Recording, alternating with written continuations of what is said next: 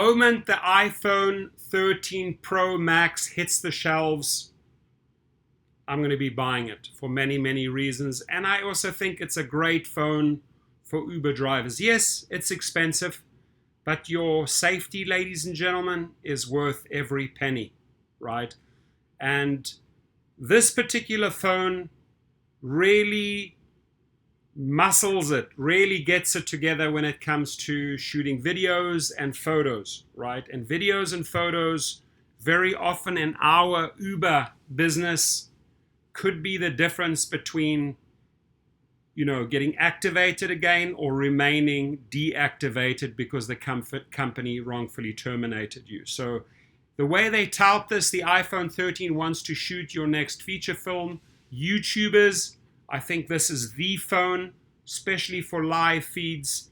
No doubt about it, go out and get it. Apple's latest phones get minor but noteworthy upgrades, mostly in their video capture capabilities.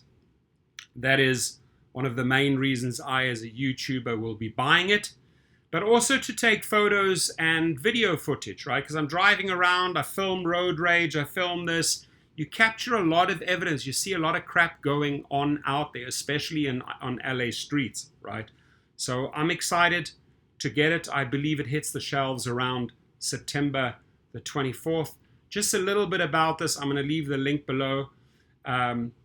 If you suffer from triskaidekaphobia, you'll probably want to avoid these new iPhones if you think that the number 13 is evil, right? But Apple isn't superstitious. Say hello to the iPhone 13, all four of them. Apple's ill-numbered lineup doesn't represent a giant leap over the iPhone 12 range. I'm sure many of you have the iPhone 12.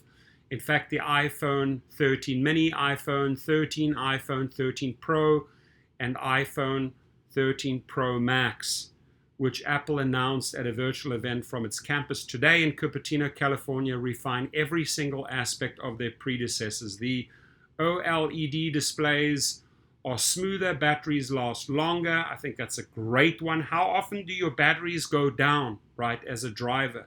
So, maybe worth the investment just because of that, right? Gets 1.5 hours more battery time. And internal storage sizes are larger, so it's a lot like last year's iPhone, just nicer. Despite concerns of price hikes due to global supply chain woes, the lineup is thankfully priced the same as last year, starting at $699 for the Mini and going up to $1,099 for the Pro Max. Sign me up. Planning or upgrading or thinking of making the switch from Android, whatever your deal is, we break down what's new. Smooth screens. The displays on these iPhones are where you'll see many of the biggest improvements. Each of the four still has the same respective screen size. The Mini measures 5.4 inches. The iPhone 13 and 13 Pro are 6.1 inches. And the iPhone 13 Pro Max is 6.7 inches. All in, my friends. All of them do have slightly narrower notches. The cutout at the top center of the screen that houses the front-facing camera and the sensors that enable Apple's Face ID biometric authentication tech. It's 20% smaller, so ideally you'll regain a little space for those status bar icons. The screens themselves are also brighter than ever across the board, but the hot new display feature, 120 Hz screen refresh rates. Unfortunately, it's only available on the Pro model. Sign me up. Sign me up right now. Traditional smartphone and tablet displays have 60 Hz screens, meaning the screen refreshes 60 times per second when you interact with it. In 2017, Apple debuted ProMotion on the iPad Pro and has been a feature on its Pro tablet since. These slates double that refresh rate to 120, so you see 120 frames per second. By doubling the number of frames, simple actions such as scrolling Twitter or playing a fast-paced video game look and feel smoother. Thumbs up for that one. Refreshing the screen twice as often all the time hogs the battery, which is why the refresh rate automatically fluctuates based on what's happening on the screen and uniquely your interactions just sitting on the static home screen.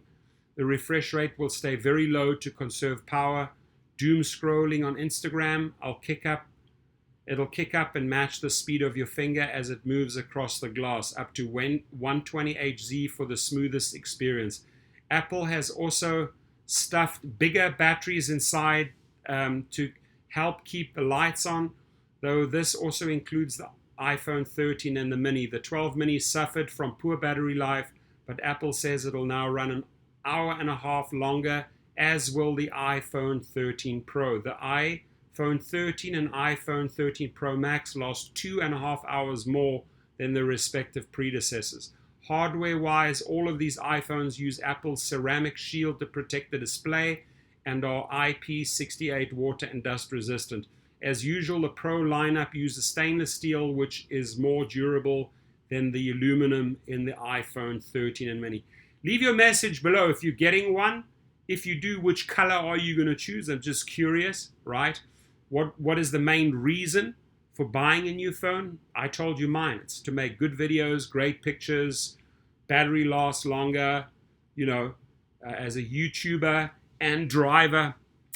I don't think you can go better than that. Apple always makes one tiny visual change so that you can make sure everyone around you knows you have the latest iPhone.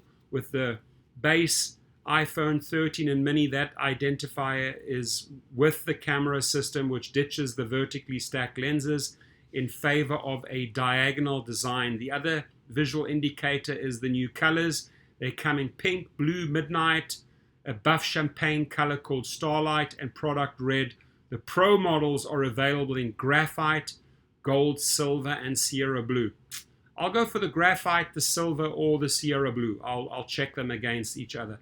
Last year's iPhone 12 Pro Max had several extra perks over the standard Pro model. Now the Pros are mostly on the same page. The iPhone 13 Pro Max and 13 Pro share the same camera suite, which includes a main 12 megapixel camera, an ultra wide, and a 3x telephoto zoom.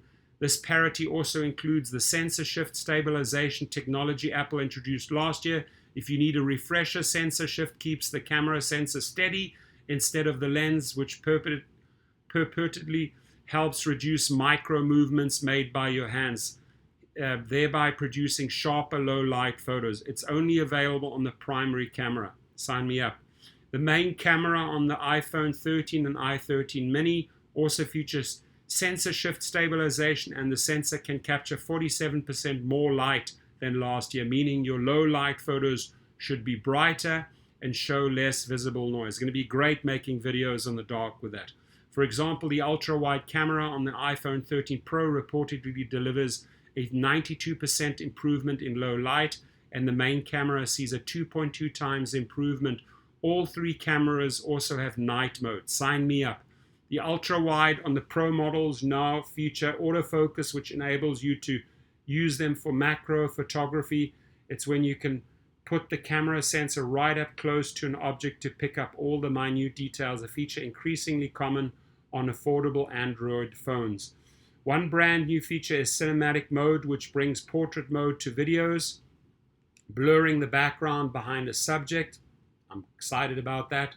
We've seen this tech from manufacturers like Samsung, LG, and Huawei. But in our experience, the effect leaves a lot to be desired. Apple's approach is more dynamic. It understands when the subject looks away, and it will change focus to whatever the subject is looking at. Better yet, it creates a depth map so you can always change the focus later if the iPhone didn't get it right. Another video upgrade is the option to film in Apple's ProRes format at 4K and 30 frames per second. It's a format that allows videographers to have a greater editing control over their clips. Sign me up. Finally, all the iPhone 13 models have access to 4 new photographic styles. They're different from traditional filters. Instead of changing an entire photo setting to a specific filter post capture, you can now choose from 4 styles before you take the shot. These grade the photo during the image processing phase, making the adjustments while preserving features like skin tone. Usual upgrades: the new A15 Bionic processor powering the iPhone 13 range is unsurprisingly more powerful than its predecessor. Apple says the CPU is 50% faster than the leading competition, and graphics are 30% faster. It didn't share exactly how much better it is over last year's iPhone 12 range. This chip includes an improved 5G modem, which means you can expect a more stable and speedier 5G connection, though 5G has yet to make any meaningful impact in the average day-to-day smartphone experience. Other upgrades include expanded base storage sizes. The iPhone 13 and iPhone 13 mini now come with 128 gigabytes instead of 64. The Pro models now have the option to increase capacity to 1 terabyte. Magsafe is still present, so you can keep using all your favorite Magsafe accessories. There were rumors Apple would improve the strength of these magnets, but the company didn't mention anything of the sort on Tuesday. In one piece of eco-friendly news, there's no plastic wrap covering the phone when you take it out of the box. These new iPhones come at a time when Apple is under more scrutiny than ever. It recently delayed plans to roll out child sexual abuse materials detection in iOS 15. I don't know why they have to shove that in there, but okay. A judge ruled that Apple should allow developers to tell users about alternative payment methods. You can pre-order the iPhone 13 lineup this Friday on September the 17th, and they'll officially be available on September the 24th, baby. I'll be there. Just remember, like last year, there won't be any earbuds or chargers in the box. You'll still get a USB-C to lighting cable if you don't need the latest and greatest. Apple is still selling the iPhone 11 for $499 and the iPhone 12 for $599. Ladies and gentlemen, let me know, are you going to be buying this beauty, right? I think it would be a magnificent addition to any gig worker. Have a fantastic evening. Your comments, please.